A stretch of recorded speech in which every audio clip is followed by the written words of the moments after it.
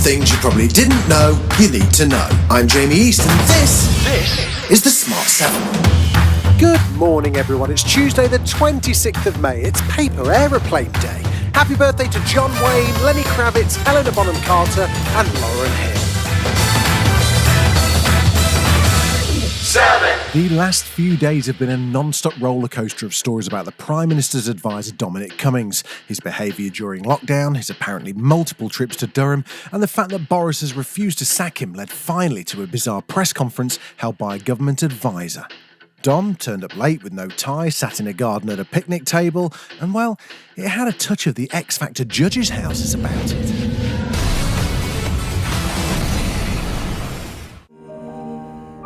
How are you? Oh, and he wasn't exactly apologetic either. In this very complex situation, I tried to exercise my judgment the best I could.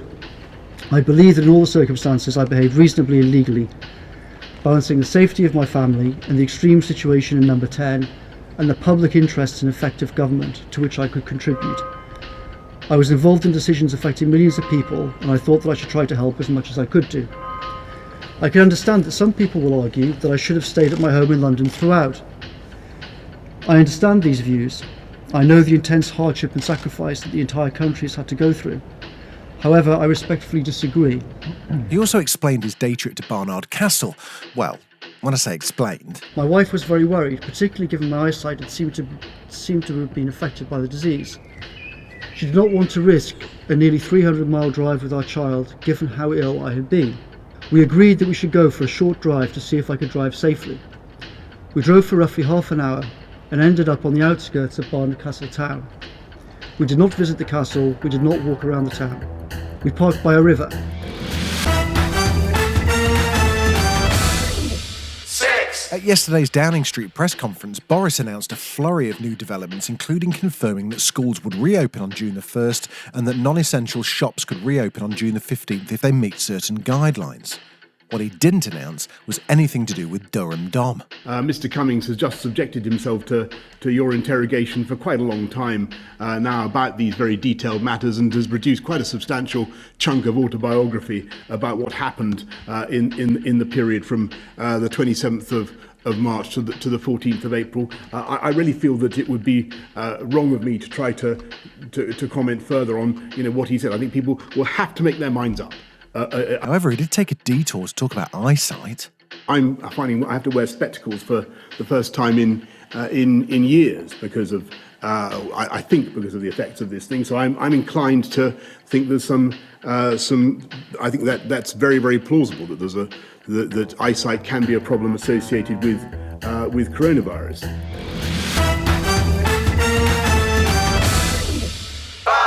In the US, it was Memorial Day weekend, and so Donald Trump was expected to appear at least a little presidential, particularly as the US coronavirus death toll reaches 100,000. He appeared at historic site Fort McHenry to mark the occasion, and it didn't go entirely well. This towering spirit permeates every inch of the hallowed soil beneath our feet. He's just not great at the whole reading thing, is he? But maybe that was just a bad bit. Let's give him some credit. Let's hear a little bit more. And the hell that they had to endure. The fact is, they held like nobody could have held before. They held this fort. Yeah, that's not working, is it? Dom, have you got any ideas?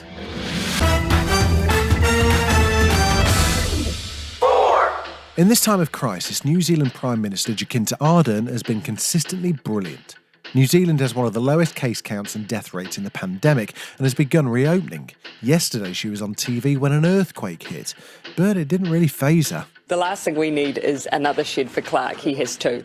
But it is... We're just having a bit of an earthquake here, Ryan. Quite a decent shake here. All right. But if you see things moving behind me... Has it stopped, The Prime beehive Minister? moves a little more than most.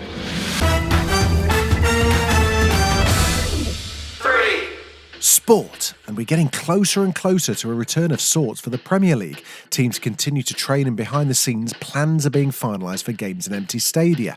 Another sport that's unexpectedly made a comeback, or is talking about a comeback, is boxing. Mike Tyson and Evander Holyfield seem to be about to come out of retirement for a rematch. Both are in their 50s now.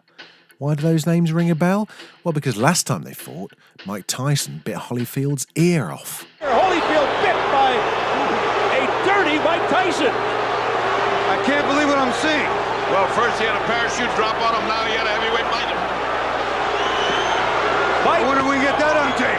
Biting Holyfield in the right ear. People, don't worry, he returned it later on in a Foot Locker ad.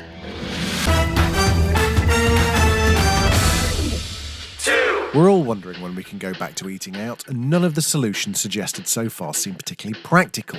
But don't worry, because somewhere out there a French designer is hard at work. French designer Christophe Guignon says his oversized lampshade of transparent plastic will keep diners safe. He reckons they look pretty chic too. Some of the designs I've seen look like we're in prison. I said to myself, maybe we can make it more glamorous, prettier, more poetic. So essentially he created a giant transparent lampshade that you sit in, but hey, it's poetic.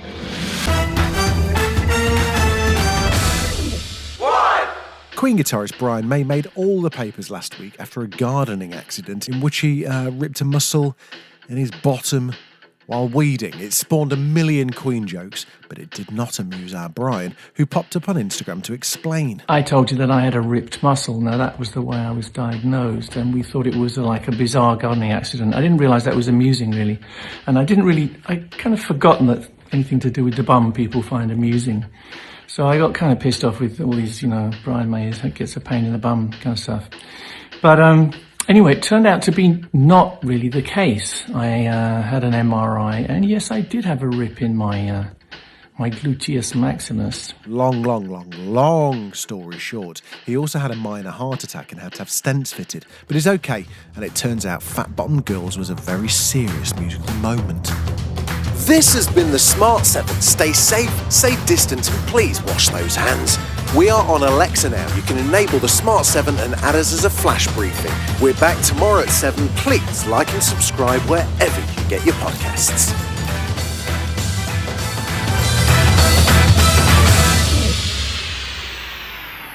Rule of 3. Where people who make funny stuff talk about something funny that they love. Because I remember as a kid thinking that's a really good old-fashioned gag, but it's also nasty. The actual VHS, this is clearly sufficiently important to me that this went to house moves as well. There is that joy and that slight fear as well about who's going to say what. Everything from Airplane to Bottom. From When Harry Met Sally to The Muppets. Trying is good, aiming high is good, being ridiculous and not being afraid of failure is good. I think that joke is so fucking funny. Again, I just think this is hysterical. It's beautiful stuff. Rule of 3 from Great Big Owl.